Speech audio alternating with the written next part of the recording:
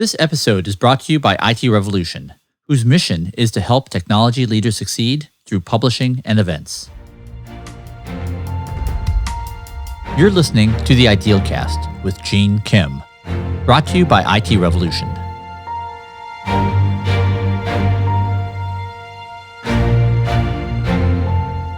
If you haven't listened to the last two episodes where I interviewed Steven Spear and played his 2019 and 2020 DevOps Enterprise Summit talks, I recommend you go listen to those first.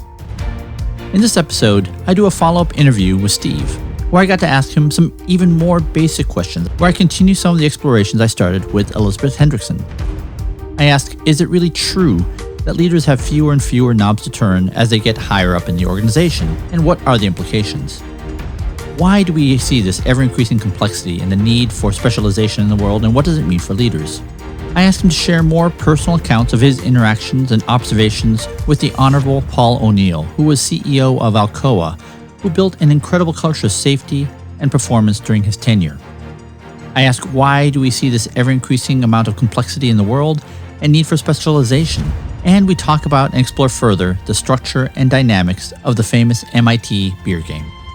I'll just say now how much I am dazzled by the clarity of which he sees the world, and I think it is so relevant for all leaders. Here's the interview.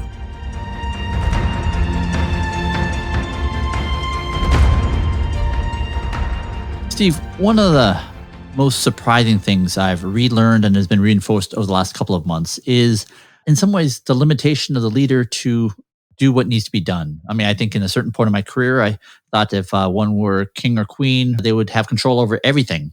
And they could, given all the authority and the broader perspective, that they could make anything so. However, what is obviously more true is that in general, the person best suited to making decisions is the person closest to the work. And they tend to make better decisions than distant authorities who have a more and more distant view of the actual problem. Can you validate that claim that leaders, as they get more senior, they actually have fewer and fewer knobs to turn? Does that resonate with you? And if so, why? I think some people like to think that we exist on a flat world.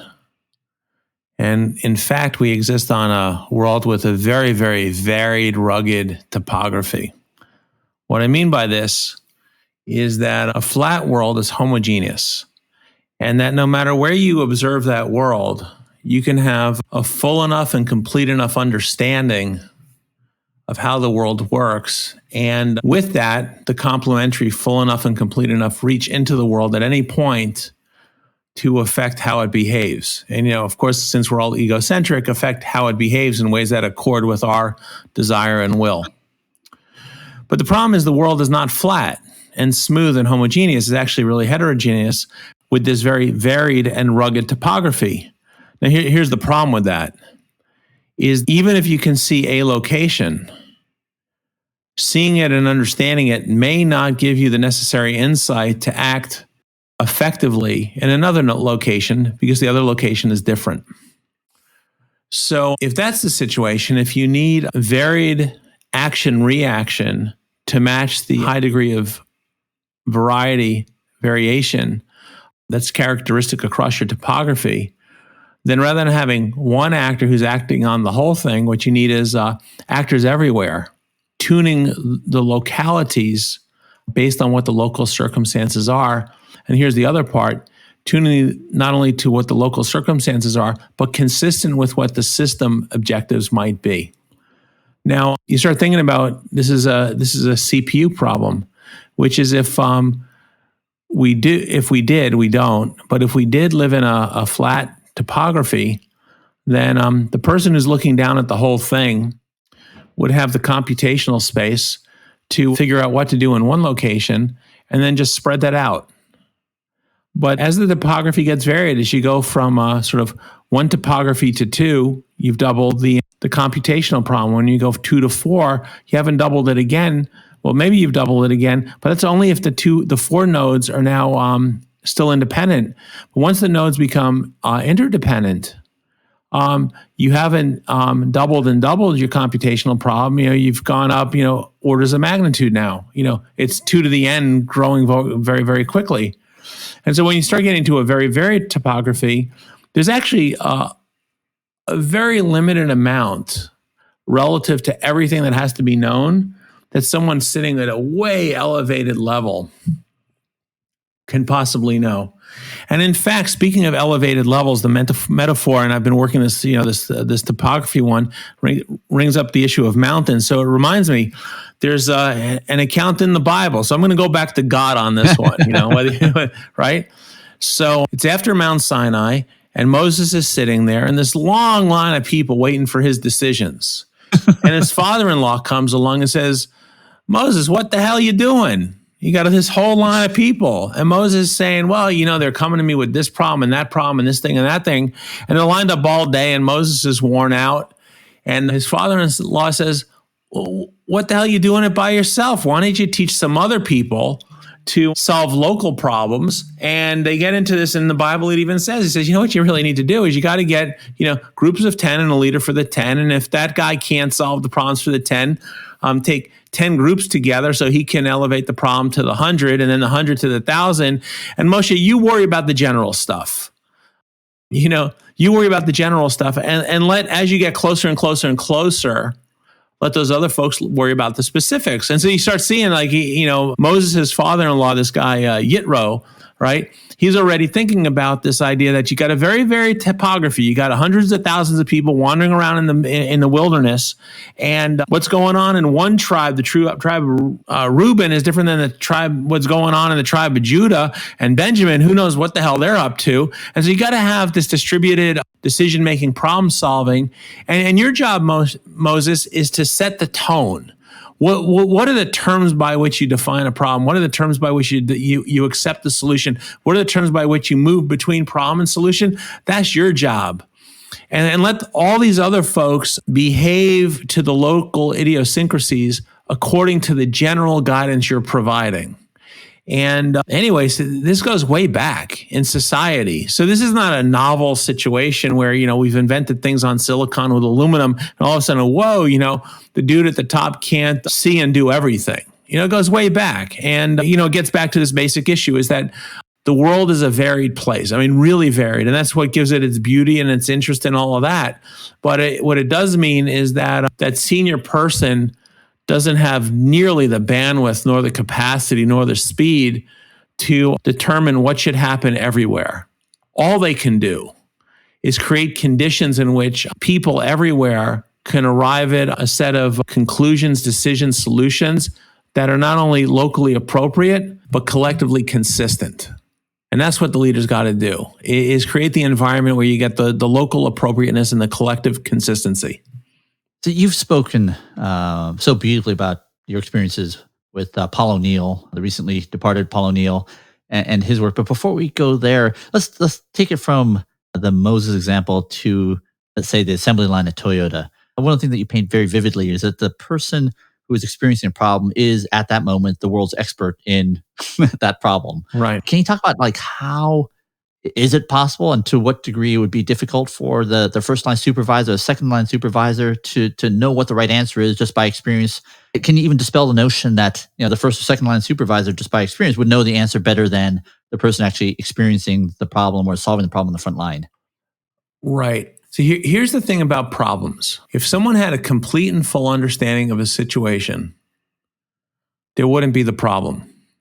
All right, because it's tautological. Like, a problem is a bad thing. And if you had complete understanding of a situation, then you would make the right actions not to have the problem. The fact that you do have the problem reflects your lack of understanding. All right, so the problem emerges. Now, at that moment, who understands something? Well, it's the first person to experience the problem because they're aware of its existence. And perhaps they're aware of some of the subtlety of its presentation and so on. And so when they call for help, they may call for help from someone who's got a deeper experience and deeper expertise and that sort of thing. And their ability to gather data, process data, arrive at a conclusion may be better. But at that first moment, the person who understands the situation the best is the person who's stuck in it. Now, at 0 plus delta, the expert might start recognizing what's going on and saying, whoa, I've got expertise, experience to draw on. But at 0, It's the person experiencing the problem. And Gene, just by way of metaphor here, look, we've all had issues where we've had ailments where we feel it's necessary to go to get clinical care. I mean, I've never really walked into a clinical office and said, well, I'm the expert on this or that ailment. I am the expert on the experience, though. So when I went to a doctor because my ankle was bothering me, I knew more about how that ankle was bothering me than anybody else in the world. Now, why it was bothering me, I didn't really have a clue, which is why I went to the doctor for an examination, diagnosis, and treatment plan.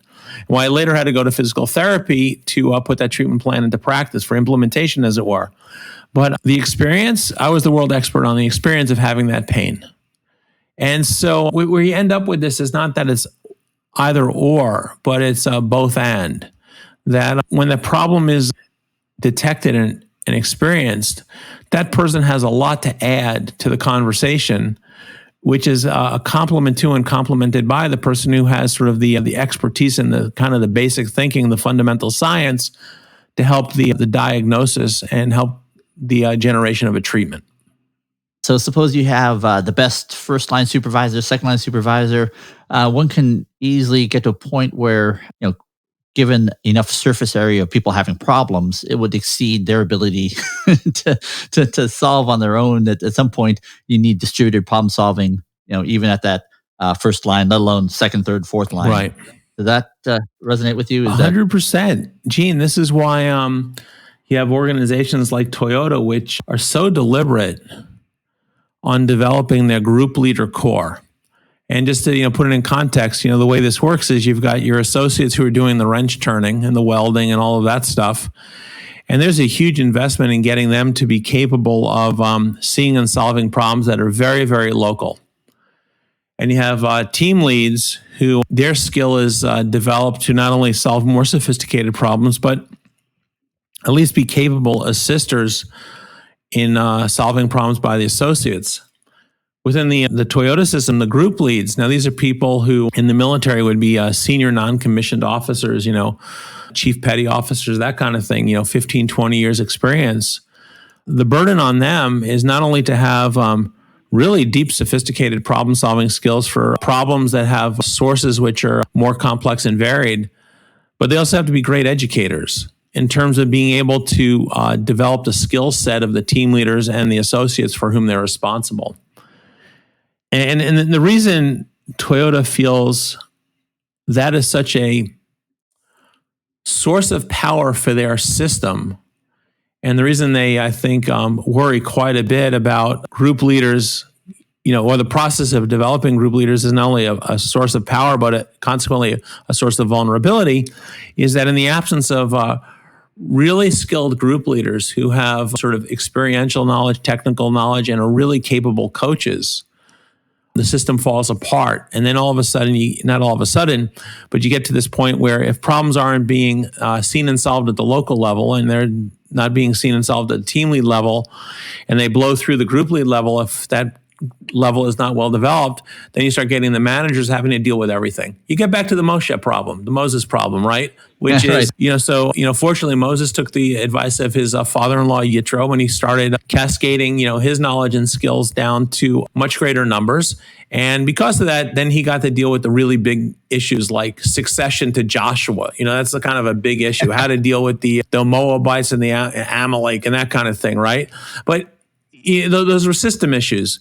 If, on the other hand, he had been unsuccessful in developing and cascading expertise and responsibility down to the tens and the hundreds, he would have been back to where he started, which was a line of many, many people queued out front his tent every day, waiting for him to tell them what to do.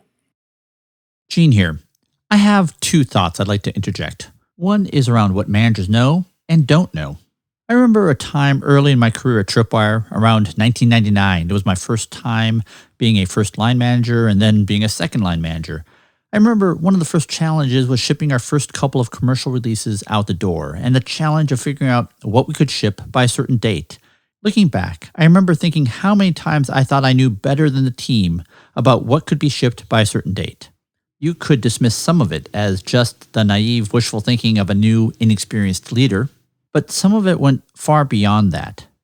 So 2 decades later, I'm thinking about just how much more the person working on a certain code base knows than the person who doesn't.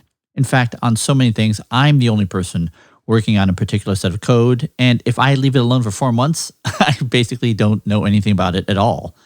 So, with that perspective, I'm a bit stunned by the notion that a first-line manager thinks that they would know better how to do task estimation than the people doing the work. And then, of course, a second-line manager thinking they might know better than the first-line manager or the team itself. This is belied by the fact that whenever it comes to actually implementing something in code or fixing defects due to that code, and of course, estimating tasks related to that code really should be and can only be done by the people doing the implementation. In other words, due to the rugged topography of the problem, the people best suited to solving a problem are the people closest to it. This validates the concept from the book Team of Teams, where you put authority close to where the information is, as opposed to bringing information to where authority is. The second thing I want to interject here is this amazing NPR Planet Money episode that recently aired, called Summer School 2 Markets and Pickles. In this episode, they interview numerous members of a national food bank. In this case, it's the person who is in charge of a food bank in Alaska. She was complaining that they got a truckload of pickles, and it was because the centralized system sent it to them, specifically because of the high shipping costs associated with shipping fresh foods and vegetables. So often they were stuck with things like truckloads of jars of pickles. And it turns out they weren't the only city having this problem. The head of the food banks in Idaho was complaining that they received a truckload of potatoes, which is pretty funny because potatoes are primarily grown in Idaho, so they always have a surplus of potatoes because they're donated to them all the time. Long story short, new management comes in who proposes creating an internal marketplace to better match supply and demand with the help of some academic economists. This causes some problems because many people who work in the food bank system feel that it is capitalism and markets which failed them and are what created the need for food banks in the first place. But even they are eventually won over by the internal system they create. Imagine a system like eBay, where each food bank is assigned a number of credits based upon the number of hungry people they need to feed. Each week, when food becomes available, each food bank can then bid on the food or save it for the next round. It's this amazing story to hear about how everyone seems to benefit and how thoughtful people are about which foods they want to acquire and how they save and bid accordingly. Some foods like pickles that are undesirable actually have negative prices, signaling that no one wants it, but will take it if paid back in the appropriate number of credits. Cereal commands high prices because it has a long shelf life and is so versatile.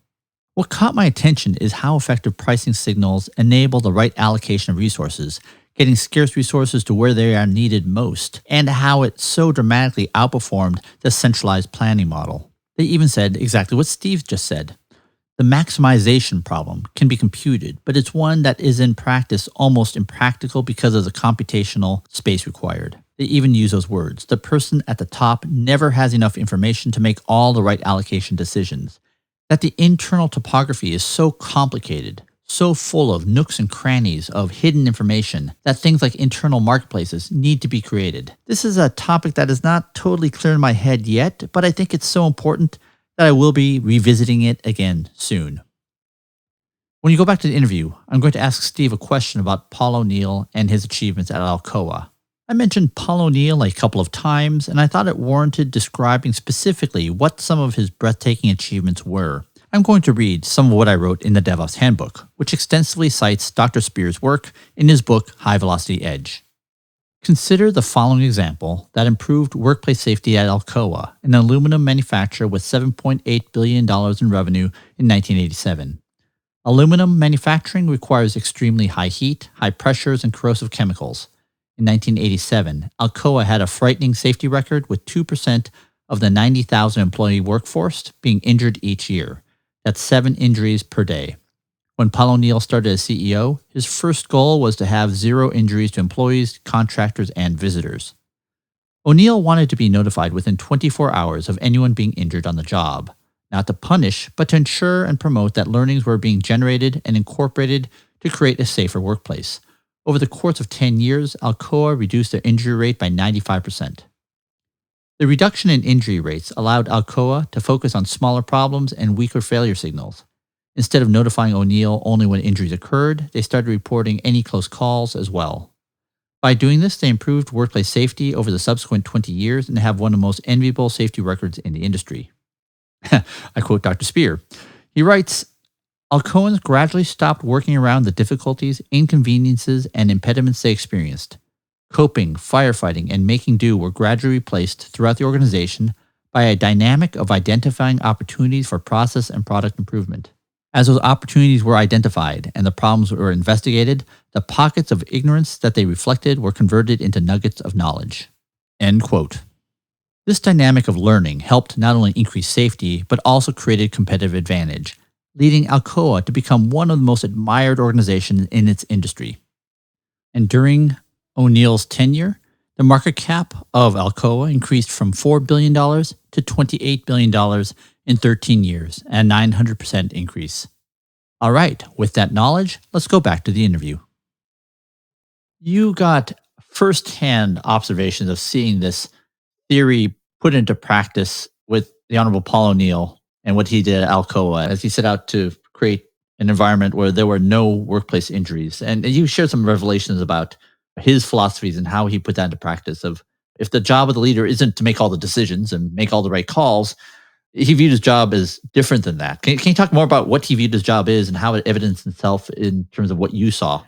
Yeah, I think, Paul probably viewed this as his job was to set standards, both standards in terms of what the goals were, standards in terms of not only direction of the goals, but distance for the goals. One of them being safety for everybody all the time, and then setting the terms by which those goals were pursued. And I think, in Paul's mind was that if he clearly articulated, not only in word and memo, but, in action and practice, that the system goal was perfection, and that perfection should be relentlessly pursued, and that the means of pursuing it was through the regular, energetic recognition of problems and the resolution of problems, they would keep moving in the right direction at the right pace. And that it was too big an organization for him to have solutions to even a few individual problems, let alone all of them. But he could create the context in which the brain power of the workforce was engaged, and not just the brawn power of the workforce was engaged. And just to chime in, what are some of the elements of that rugged topography? High heat, corrosive chemicals, huge, heavy pieces of round things moving around the floor, right? This is a very dangerous environment. Well, it was a dangerous environment. The thing I would offer is that it was dangerous in different ways, right? Because you had plants doing different types of work, creating different types of product, from the way upstream operations of mining raw material through smelting it, refining it, et cetera, to giving it shape and then shipping it. So you had many different locations. Inside a site, you had many different processes. Those processes were being run by many different people because you got into the thousands and thousands of operators. And so the experience of one operator in one location was different from the operator across the aisle, let alone the operator across the world. It was a very rough, varied, jagged topography. This podcast is brought to you by the 2020 DevOps Enterprise Summit Las Vegas, which will again be a virtual conference due to the global pandemic. Holy cow, last month we held our first virtual conference, which was amazing. I'm so proud of the programming we were able to deliver for you, and I was so blown away by how many people said that it was even better than attending the physical conference. We are planning to put together an even more amazing program for you, which will be on October 13th to the 15th. As only 11 weeks away. I will have some more exciting news to share with you in the weeks to come, but I am confident that it will be the best programming we've ever put together. For 7 years, we've created the best learning experience for technology leaders, whether they're experience reports from large complex organizations, talks from the experts we need, or through the peer interactions that you'll only find at DevOps Enterprise. You can find more information about the conference at events.itrevolution.com. So you start thinking about what Paul O'Neill did is first he set context. And he said, what we're going to do is pursue perfection on workplace safety. And as collateral benefit for doing that, as we see and solve problems that present physical hazard and risk, we'll recognize what we don't understand about these very dangerous processes. And as we come to a better recognition of what we don't understand and convert that into competency, not only will we move the needle significantly on safety, we'll move it significantly on yield, quality, cost, et cetera. So that was the context setting, right? Which is these are our goals. And the way we're going to achieve those goals is make sure that when we have problems, they're recognized, they're respected, and they're addressed. All right, that's context. Paul did something else, and this, I think, starts getting into the structure and the resulting dynamics, is that Paul insisted that he find out what had gone severely wrong directly from the business unit president, not through a report, not through a publication, not through a memo, but through a call. So the first structural element was Paul being connected directly to his direct reports. And what that cascaded into is that if one of his direct reports could know quick enough, fast enough to tell Paul, let's say within the 24-hour limit, that something serious had happened, he had to be connected directly to the shop floor. Now, again, if you start thinking about the layers and layers and layers of authority and supervision in Alcoa, a business unit president couldn't be directed to all of the shop floor all of the time. Again, computational overload. So what he had to make sure is that he was connected directly to his direct reports, and they were connected directly to their direct reports, and so on, all the way down to the associates on the shop floor being connected to and able to signal essentially immediately their immediate supervisors. So in terms of structure, Paul recognized that you had to set up a structure which was not a horizontal connection of start to finish, but a vertical connection of start to finish, with the start being what's going on the shop floor, and the vertical connections up layer by layer by layer by layer till boom, it connected to Paul O'Neill. Now, once that structure was in place, that he was connected to the, if he's the level N and then N-1, N-2 down to the shop floor, then that creates the opportunity for the dynamics he wanted. And the dynamics he wanted was the near immediate recognition that something had gone wrong, and the near immediate response to that recognition to figure out why, so that things can be made right. So anyway, creating the vertical connectivity, I think, was the structural response in order to create the dynamic that he wanted of fast, frequent, uninterrupted, highly distributed problem recognition and problem resolution. And it's interesting to expound upon that, right? So not only did he set up that structure, but in the previous episode, we were talking about certain structures that potentially suppress or extinguish weak signals. He put out that, right, if you don't get the response from your leadership chain, call me directly.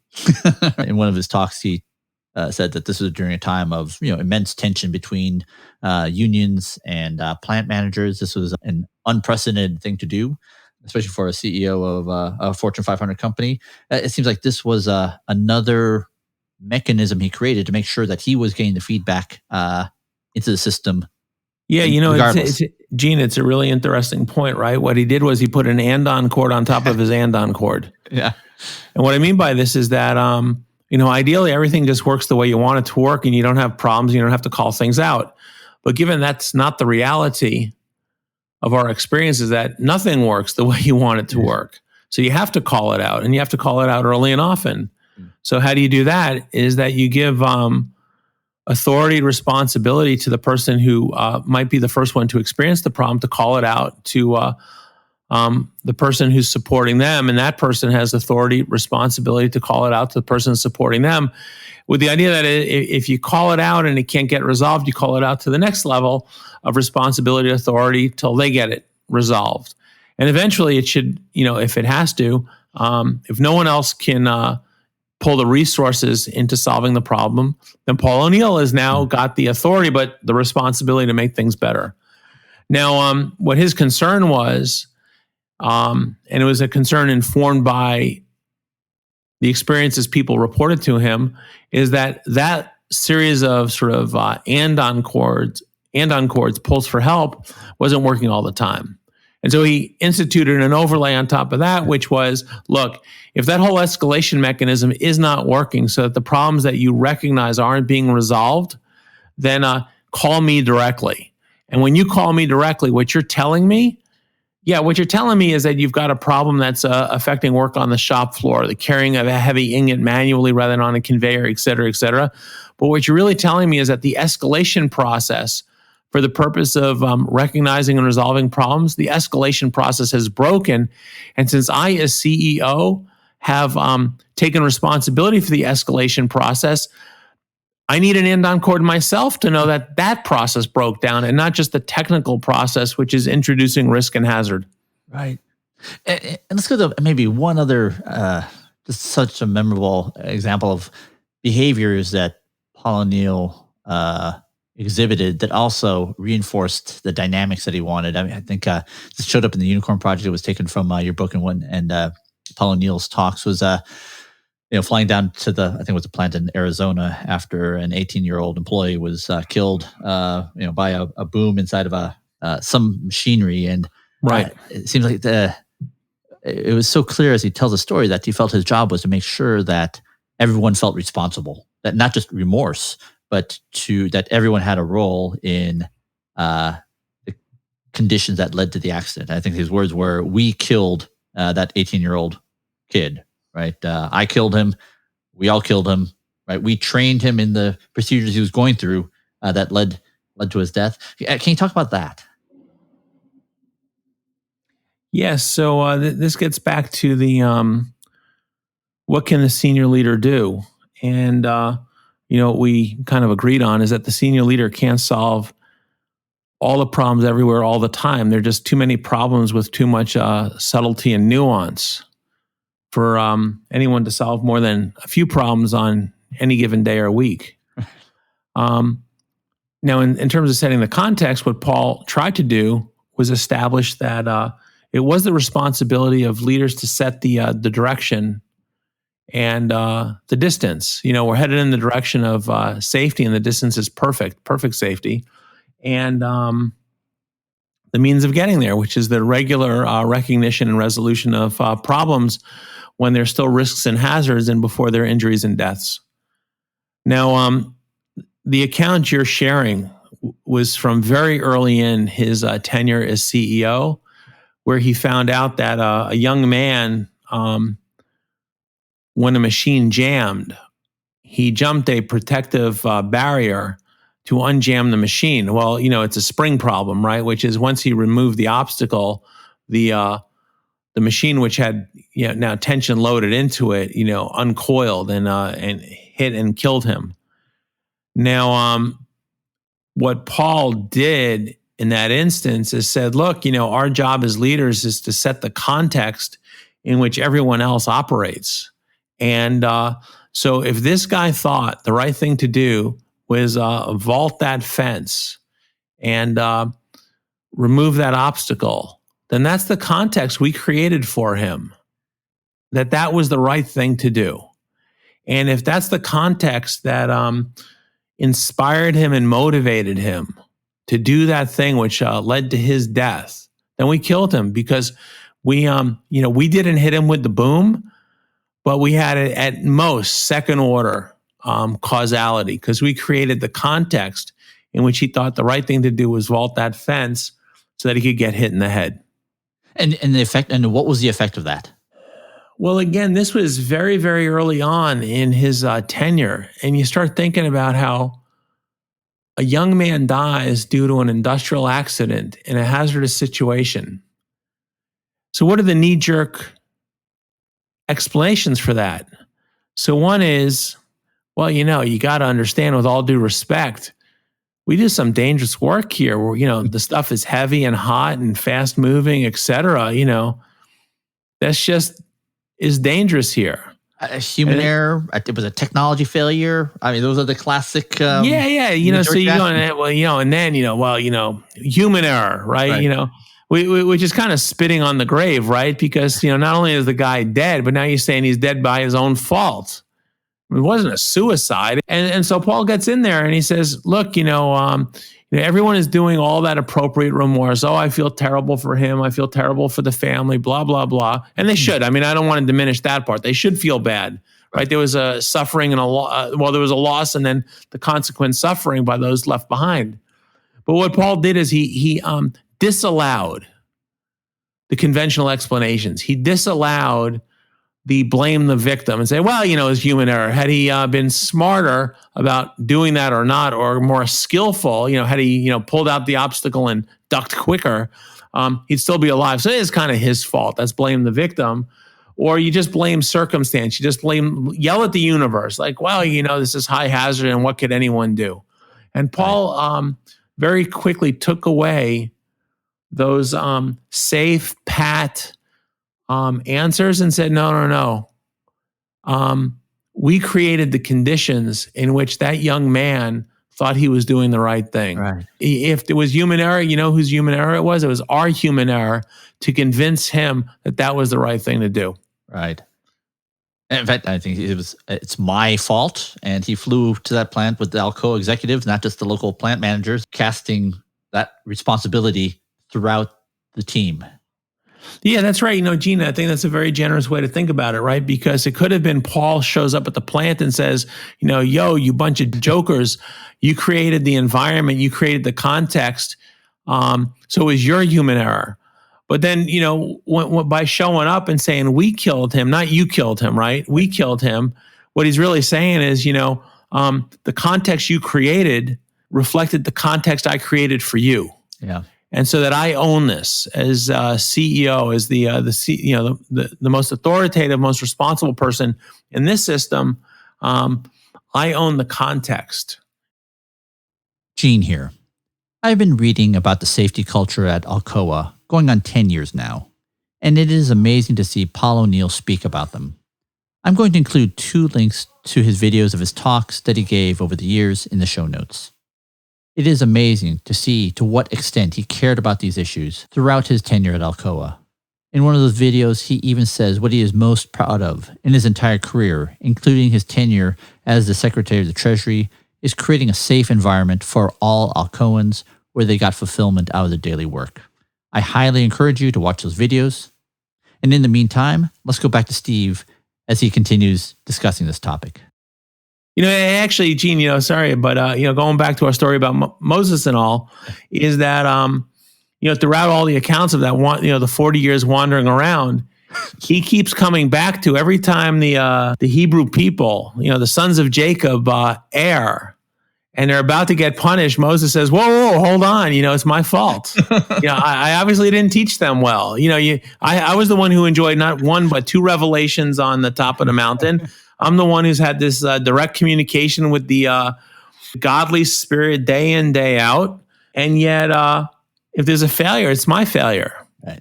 So, we have cultural examples to say that those who are more senior should have responsibility for the failure, those younger and more junior.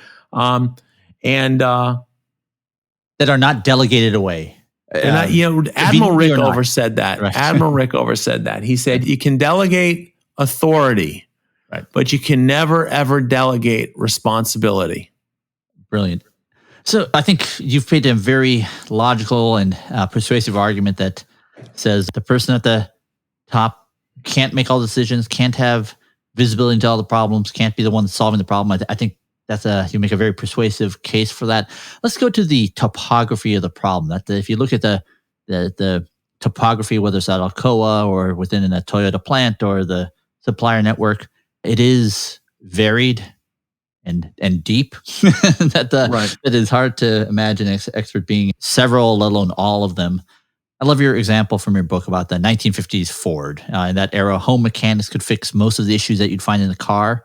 But now, because of computerization and software and probably many other issues, there are fewer and fewer parts that could actually be repaired at home these days, and maybe even fixed by the service specialists at the dealership. We talked about in the last podcast episode in the 1950s and maybe through the 70s, in the healthcare system, there are only a handful of specialties, the most obvious being the doctor who's laying hands on the patient. Now there are scores of specialties with more being created every day and in technology. We see the same thing happening. It used to be developers and operations, but now we have container security, data, not just data in Kafka, data in relational databases and NoSQL. There's so many more specialties. So my first question is, why is this happening? And clearly there must be some benefits that we're getting through specialization, whether it's through automotive or healthcare. Can you talk about why this is happening to us? Yeah, look, Gene, I live in New England. And back in the day, Henry David Thoreau went out to Walden Pond and lived a simple life. And he was able to live a simple life out there. And, could probably cultivate whatever food he ate through the spring, summer, fall, and winter and, mend his own clothes. But I'll tell you what he couldn't do that I can do. He could never eat an orange in February. Right? I can. I can get a delicious orange in February. I can get a delicious orange in July. And the reason I bring this up is that no one grows an orange in New England that I'm aware of, and certainly not in February. Now, the reason I can get a delicious orange in February is because since Henry David Thoreau went out and lived in a cabin at Walden Pond, people have learned a lot about horticulture and growing oranges and transportation to move an orange from wherever it's grown in Florida, California, or south of the equator in February to me here in Boston, and refrigeration and preservation and advertising, et cetera, et cetera. The amount that Henry David Thoreau needed to know to sustain himself at Walden Pond was a ton. But he had to know a lot about, or he had to know a little about a lot in order to sustain himself. Now, to get me that orange in February, there are a lot more things that have to be known. But, today here in the 2020, we're still working with more or less the same kind of brain that Henry David Thoreau had back in the day. And so you ask the question, well, now there's this much, much greater set of sciences and expertises that have to be known and mastered in order to get me that orange every February. So, given that we can't jam more and more stuff into, same size brains, what do we have to do? We have to engage more brains in order to get me my orange. And so that's where the specialization comes in, right? Because there's just more and more pieces to the system to create these systems which can do things which people back in the day, they couldn't imagine. They simply couldn't imagine systems doing these things. Let's go to the car example. Let's go to healthcare next. But for the car example, you said something actually very surprising to me, is that for a given car that you can get at a certain price, inflation adjusted, the car you're getting now is so superior to the one that you're getting in the 1950s. Can you validate that claim? Yeah, so you go back when the Ford Mustang was first introduced, or the Chevy Corvette before that. Could the competent car owner do a good amount of the service, maintenance, and even repair on the car? Yeah, they could. And they could completely ignore the electronics. They could completely ignore the software. And why is that? Because that stuff wasn't on the car. It was made of iron, steel. I don't even think it was made of aluminum. Probably a limited amount of plastic, some, wood, leather, fabric. Not electronics, but electrical. It had wires and bulbs. So yeah, that was within the skill set of someone. Now, but as those sciences and engineering technologies advanced, and you started putting electronics on a car, the person who used to say, "Wow, I can repair my whole car," well, even with the same skill set, they can now only repair half the car. Right? Because they can repair the part of the car that's mechanical, but unless they add to their mechanical skill an understanding of electronics, they can't. That's the other half of the value. Now you start getting more advanced cars where it's not just mechanical and electronic, but now it's really sophisticated engineered software. Now you're down to a third, right? You can fix the body and parts of the transmission, et cetera, et cetera. Someone else has to be responsible for the electronics, and then you have to get someone else in to deal with the engineered software. And again, it's like the orange, right? Which is a car today is a much higher performing product than a car of the 70s, 60s, or 50s. In order to get that much, much higher level of performance, a whole lot more knowledge and expertise has to be synthesized into the product itself. in order to get that synthesis, you have to have many, many more experts who are making very big contributions. That's not to diminish them, but they're big contributions in an absolute sense, but in a relative sense, relative to the value of the product as a whole, the value is smaller and smaller. And that's just the nature of the beast. But in some regards, that's a good thing, right? Because now we can drive cars which last 20 years if you maintain them, and they give you fantastic performance. And if you have an accident, you're more likely to survive, certainly than compared to the past.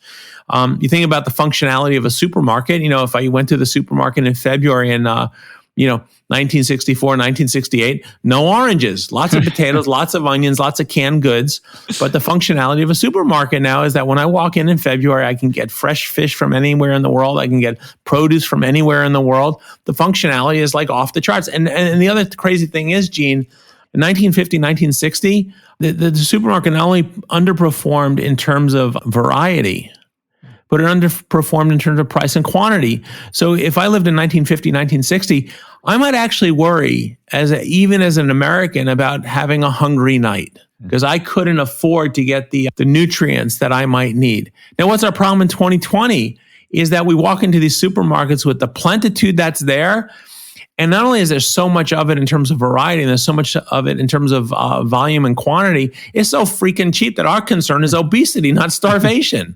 And so anyway, look, in order to have a supermarket like that, the only way to have that is this huge explosion in the different disciplines that have to be known and the depth with which each of them has to be mastered. And that creates a huge opportunity and huge benefit, but it also creates this integration problem, which was Henry David Thoreau didn't have to worry about integration.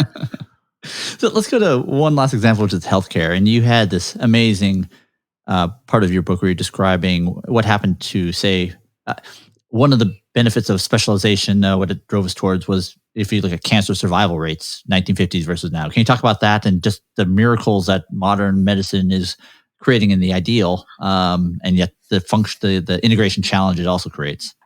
Look, Gene, it's exactly the same problem, right? Which is, look, we're dealing with COVID right now.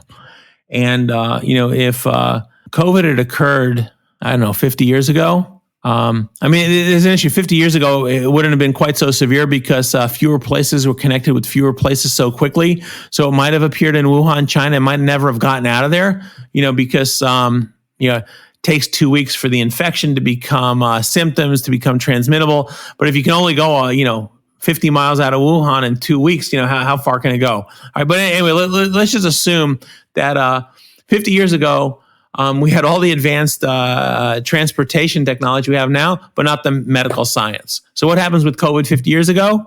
We're all dead, right? Because the disease gets out there, no one can diagnose it, no one can recognize it, there's no treatment protocols developed, on and on and on. But what's happening now is that if we would just socially distance, wash our hands, and wear a mask, we can buy time for all these fantastic advanced technologies to swing into play in terms of genetic sequencing of the virus, genetic sequencing of the human being, construction of rapid trial vaccine experiments, on and on and on.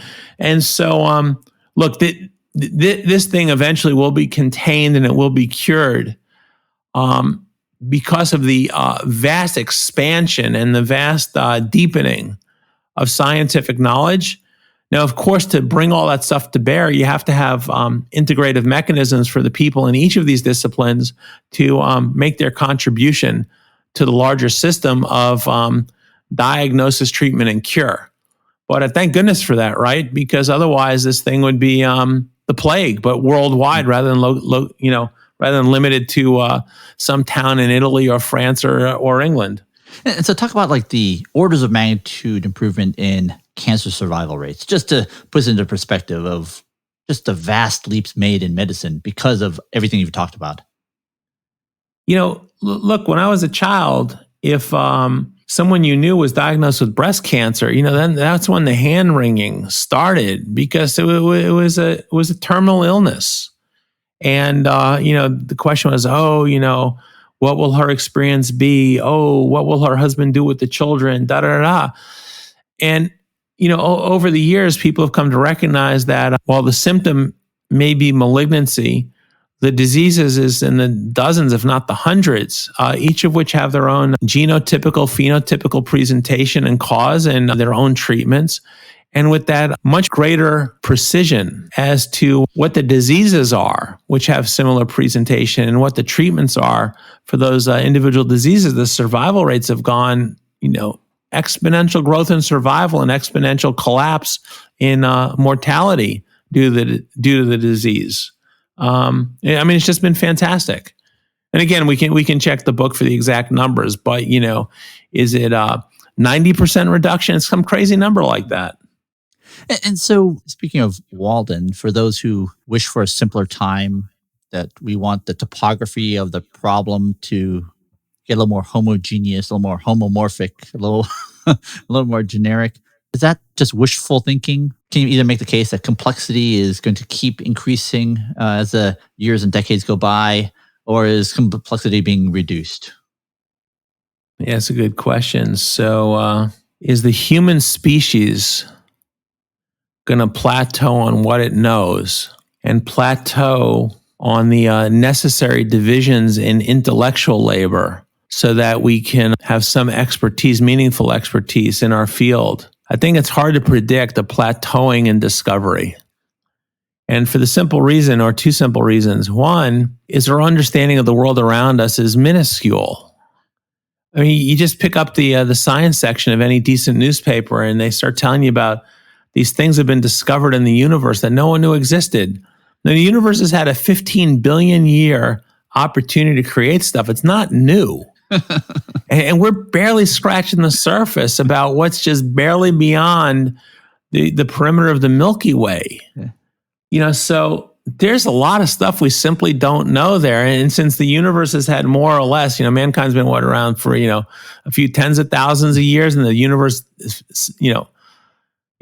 a dozen billion, it's got quite of a head start in terms of building up a repository of things we don't yet know. It's going to take us a long time to catch up on the universe. And that also seems that our goals don't get any bigger, right?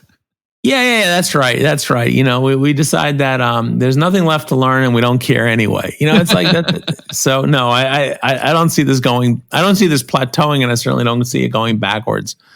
Gene here. Okay, that may have seemed like an odd question to ask Steve, but I find his point to be very, very important. The world is getting more complex, and the need for specialization is going to continue to grow.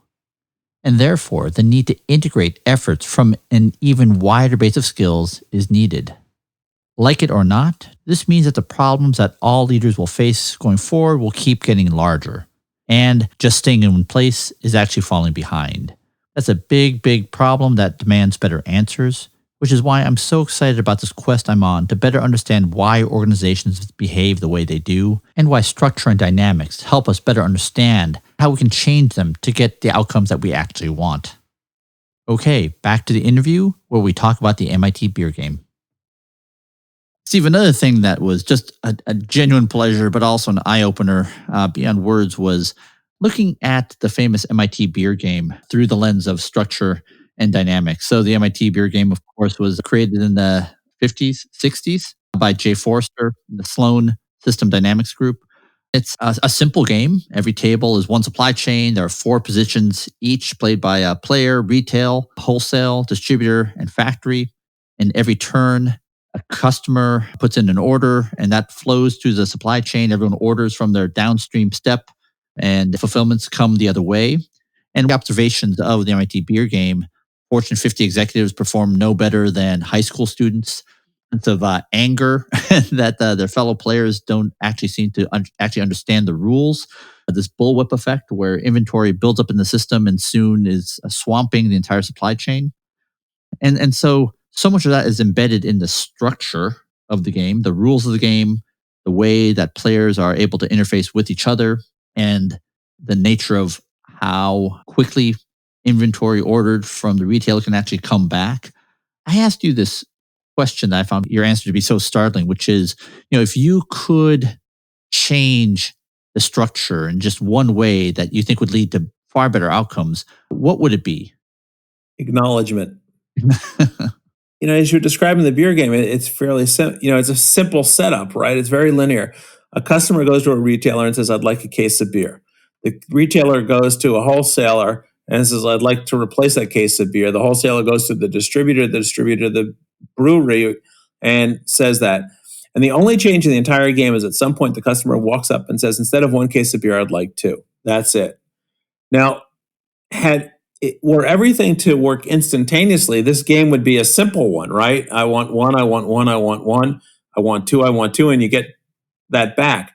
The problem is the system has lags. So the first time the customer shows up and asks for two, the retailer doesn't have enough, so the customer's disappointed. And then when the retailer asks the wholesaler, it's not an instantaneous response. It takes a few cycles and so on, and there's disappointment.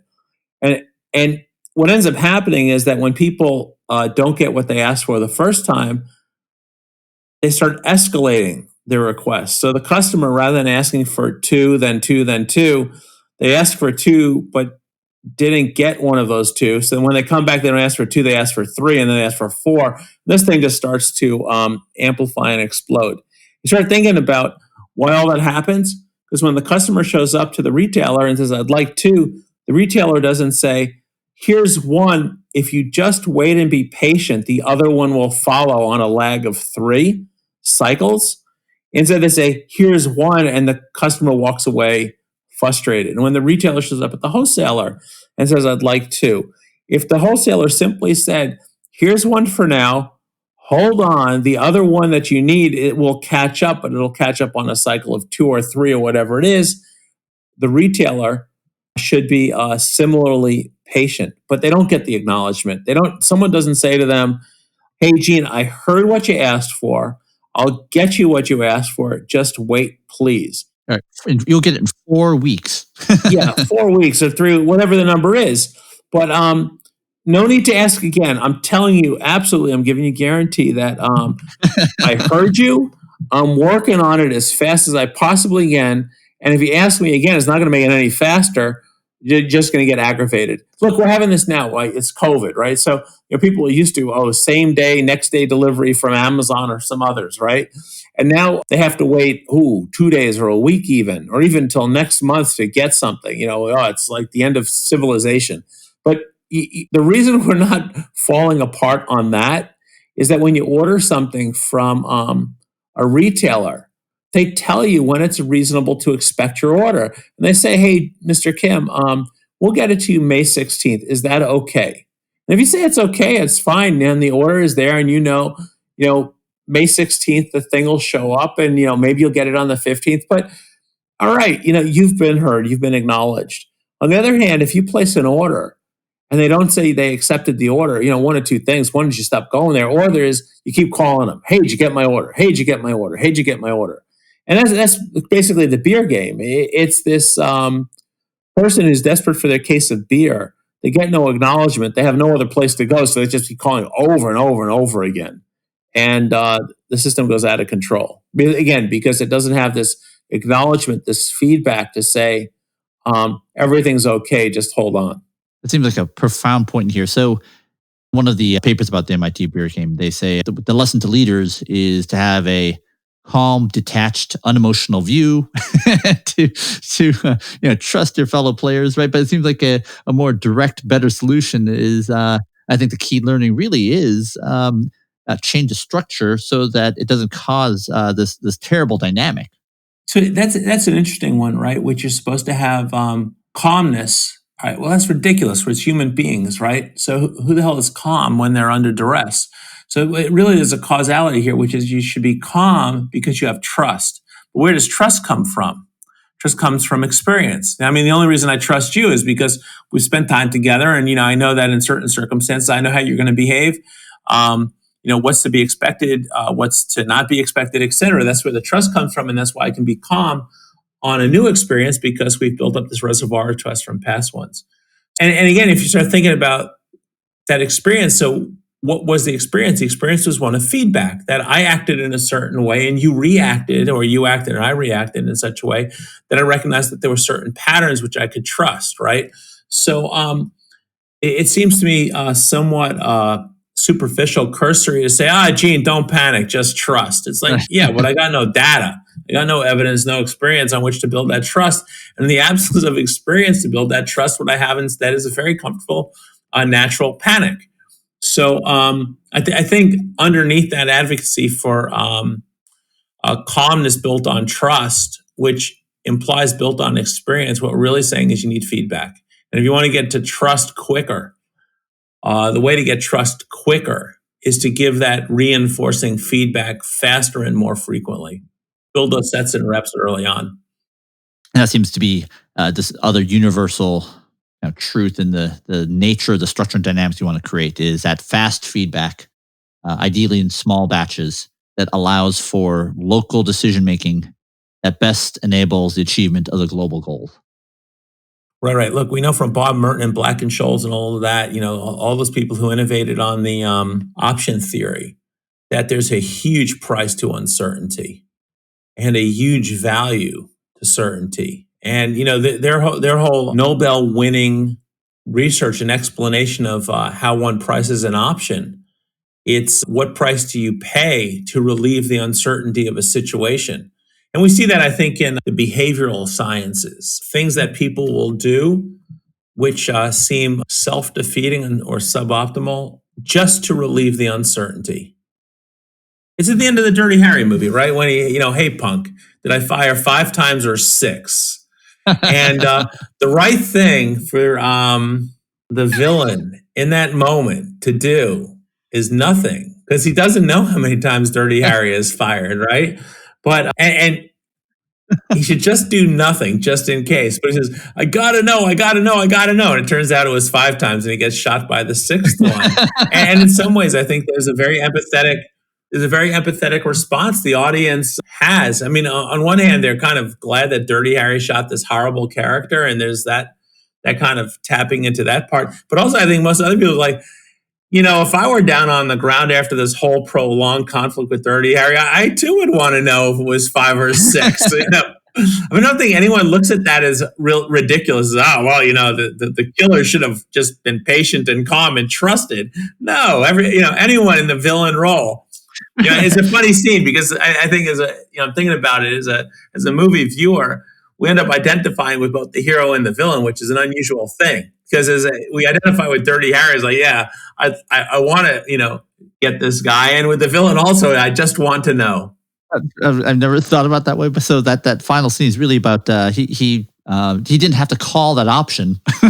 No, he didn't. He didn't. He could have just said, let's assume 5 because the cost of assuming 5 and being wrong is way different than the cost of assuming 6 and being wrong. But he can't wait. He can't live with the uncertainty. He needs to know.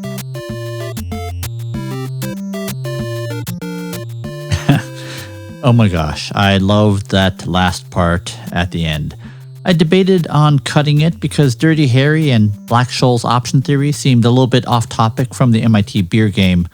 But wow, these topics actually came up in the discussion from NPR Planet Money about how markets can be an incredibly efficient and accurate signal about supply and demand, and how it can actually increase the number of people benefiting from a system. Okay, on the next episode of the Ideal Cast, I am so delighted that I have on Mike Nygaard, currently VP of Enterprise Architecture and Platform Development at Sabre, the software and technology company at the heart of the business of travel, who pioneered travel reservation and bookings in the 1970s. It is difficult for me to overstate how much Mike Nygaard has influenced my life. I believe his seminal book, Release It, is one of the most important books in our field. His work has pioneered patterns that we're all now so familiar with, such as circuit breakers, bulkhead, chaos engineering, and so much more. And I would be remiss if I didn't mention that Mike Nygaard, at the Velocity Conference in 2013, he introduced me to Clojure, the programming language which reintroduced the joy of programming back into my life some years later. He is one of the best people I can think of to talk about software architecture, and I learned so much from him about the structure and dynamics of bad software architectures and great architectures, as well as how to create them. See you then.